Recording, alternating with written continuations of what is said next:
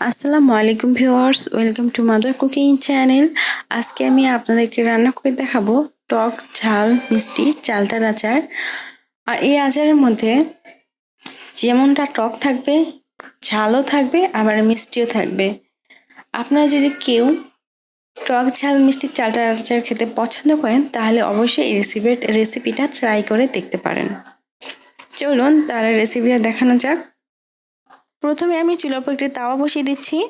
তারপর চুলাটি অন করে চুলার আঁচ একেবারে লো করে দিয়ে দিচ্ছি দারচিনি 24 থেকে 25টি টুকরা, দিয়ে দিচ্ছি সাদা এলাচ 15 থেকে 16টি, দিয়ে দিচ্ছি মৌরি 1/4 কাপ, দিয়ে দিচ্ছি ধনিয়া 1/4 কাপ, দিয়ে দিচ্ছি জিরা 1/4 কাপ, জোয়ান 1/4 কাপ, কালো সরিষা 1/4 কাপ, দিয়ে দিচ্ছি কালো জিরা 1 টেবিল চামচ, দিয়ে দিচ্ছি মেথি 1 টেবিল চামচ। এখন আমি এই সব উপকরণ সমূহকে খুবই ভালোভাবে ফ্রাই করে নিব। আর অবশ্যই চুলার আঁচ স্লো করে এই মশলাগুলোকে ফ্রাই করবেন, নতুবা মশলাগুলো কিন্তু খুব ভালোভাবে ফ্রাই হবে না, অথচ পুরা লেগে যাবে। তাই আমি খুব সাবধানতার সাথে এই মশলাগুলোকে ফ্রাই করে নিচ্ছি।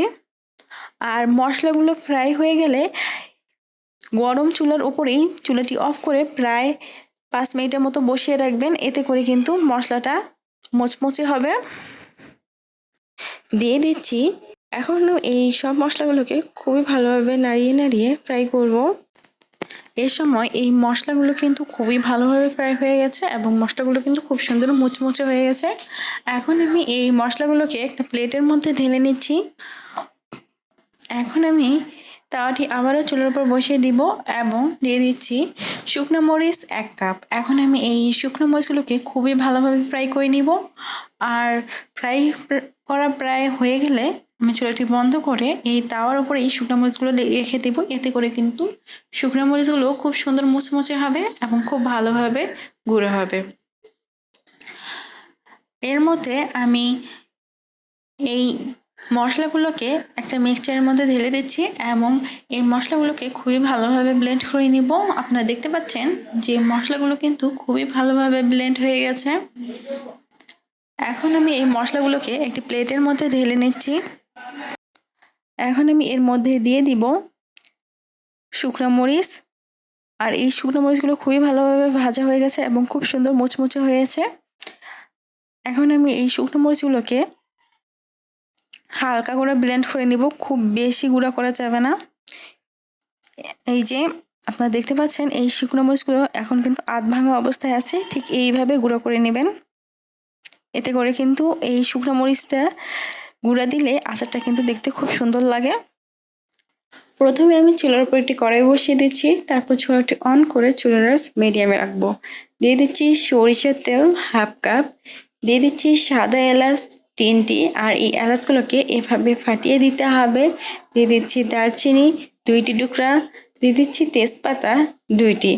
এখন আমি এই সরিষার তেলের মধ্যে এই মশলাগুলোকে খুবই ভালোভাবে ফ্রাই করে নেব।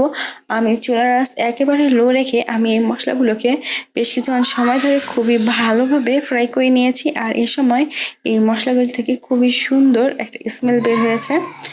এই সময় আমি দিয়ে দিব পানি 1 কাপ। তারপর আমি চুলার আঁচটা বাড়িয়ে দিব। যখন পানিটা এভাবে ফুটতে শুরু করবে তখন আমি দিয়ে দিব চিনি 1/2 কাপ। আপনারা যদি মিষ্টির পরিমাণটা আর একটু বেশি খেতে চান তাহলে কিন্তু চিনির পরিমাণটা আর একটু বেশি দিতে হবে। এখন আমি ওয়েট করব চিনিটা গলে যাওয়া পর্যন্ত। চিনিটা খুব ভালোভাবে গলে গেলে আমি এর মধ্যে দিয়ে দেব হলুদের গুঁড়া 2 চা চামচ, মরিচের গুঁড়া 1 টেবিল চামচ। ঝালটা আপনারা আপনাদের পছন্দ অনুযায়ী দিতে পারেন। দিয়ে দিচ্ছি আচারের জন্য তৈরি করা স্পেশাল আচারের মশলা 1/4 কাপ। তারপর দিয়ে দিচ্ছি লবণ পরিমাণ মতো।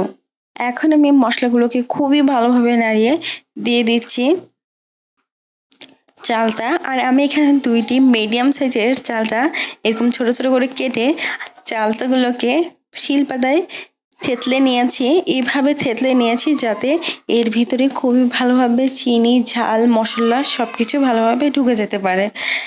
এখন আমি এই চালগুলোকে বেশ কিছুক্ষণ সময় কষিয়ে কড়াইয়ে ঢাকনা লাগিয়ে খুবই ভালোভাবে কুক করে নেব। আমি প্রায় 15 থেকে 16 মিনিটের মতো সময় ঢাকনা লাগিয়ে এই চালটাগুলোকে খুব ভালোভাবে কুক করে নিয়েছি। আর এই সময় আমি আপনাদের পরে ঢাকনা খুলে দেখাচ্ছি। এ সময় কিন্তু চালতাটা খুবই ভালোভাবে কুক হয়ে গেছে। এখন আমি এর মধ্যে যে গ্রেভিটা দেখা যাচ্ছে তা কষিয়ে কষিয়ে শুকিয়ে নেব। আর এই সময় আমি দিয়ে দিব গরম মশলার গুঁড়া 1 টেবিল চামচ, দিয়ে দিচ্ছি চিলি ফ্লেক্স 2 চা চামচ।